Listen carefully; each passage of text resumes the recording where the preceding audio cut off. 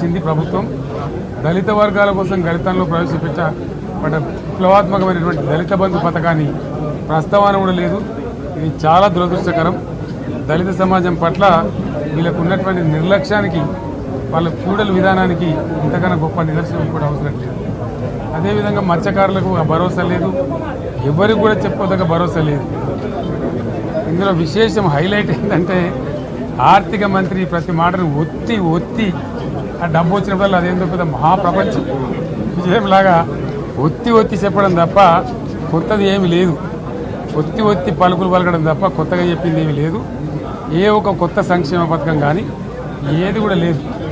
మహిళల పట్ల కూడా చాలా స్పష్టంగా చెప్పాల్సిన అవసరం ఉండే, కానీ వాళ్ళు మేము 1,00,000 కోట్లతో అన్ని రుణాలు, ఆ రుణాలు వీలేదో ఇస్తున్నట్టుగా ఆల్రెడీ ఉన్న స్కీమే, నథింగ్ న్యూ అబౌట్ ఇట్.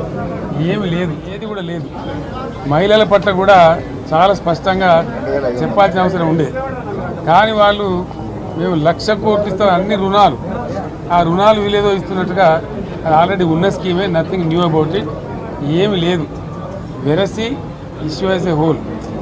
దురదృష్టం ఏంటంటే, చాలా బ్యాడ్ లక్ ఏంటంటే, మేము కూడా ప్రభుత్వం ఏర్పడిన తర్వాత కనీసం ఒక 6 మాసాల సమయం వాళ్ళకి ఇవ్వాలని మేము అనుకున్నాం.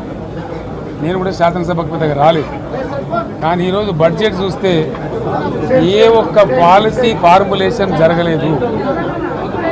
రాష్ట్రానికి సంబంధించినటువంటి ఏ ఒక్క విషయంలో కూడా ఈ అర్బక ప్రభుత్వం ఇప్పటి వరకు పాలసీ ఫార్ములేషనే చేసినట్టుగా కనపడతలేదు. వ్యవసాయం ఉంది, మాకు స్పష్టమైన అవగాహన ఉండే ఈ రాష్ట్రంలో వ్యవసాయ స్థిరీకరణ జరగాలని మేము 2 పంటలకు కూడా ఇచ్చినాం రైతు బంధు. ఇప్పుడు వీళ్ళు ఎగ్గొడతామని చెప్తా ఉన్నారు. మేమేదో రైతులకు ఇచ్చిన డబ్బును దాన్ని పాడు చేసినాము, చెడగొట్టినాము, దుర్వినియోగం చేసామన్న పద్ధతిలో దురదృష్టకరమైన వ్యాఖ్యలు చేస్తూ ఉన్నారు. అంటే ఇది పూర్తిగా రైతు శత్రు ప్రభుత్వం అనేది తెలుస్తూ ఉంది. ధాన్యం కొనుగోలు చేయలేదు, విద్యుత్ సరఫరా చేయడం లేదు, నీళ్లు సరఫరా చేయడం లేదు, చాలా ఇబ్బందులు పెడతా ఉన్నారు.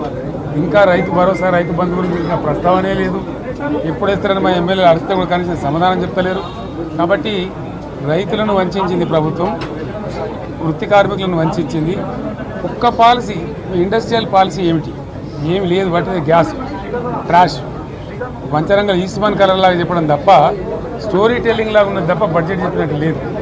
రాష్ట్రంలో వ్యవసాయ పాలసీ ఏమిటి, పారిశ్రామిక పాలసీ ఏమిటి, ఐటీ పాలసీ ఏమిటి, ఇంకా ఇతర అనేక పాలసీలు, పేద వర్గాలకు సంబంధించిన పాలసీ ఏమిటి అనే దాని మీద ఏ ఒక్క దాని మీద కూడా గ్యాసు ట్రాషే తప్ప, చిల్లర మల్లర ప్లాట్ఫామ్ స్పీచ్ లాగా ఉంది తప్ప అది బడ్జెట్ ప్రసంగం లాగా లేదు.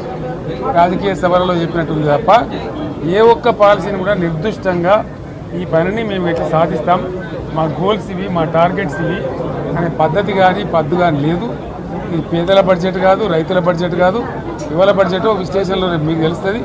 భవిష్యత్తులో బ్రహ్మాండంగా మేము దీన్నంతా కూడా చీల్చి చెండాడబోతాం. Thank you.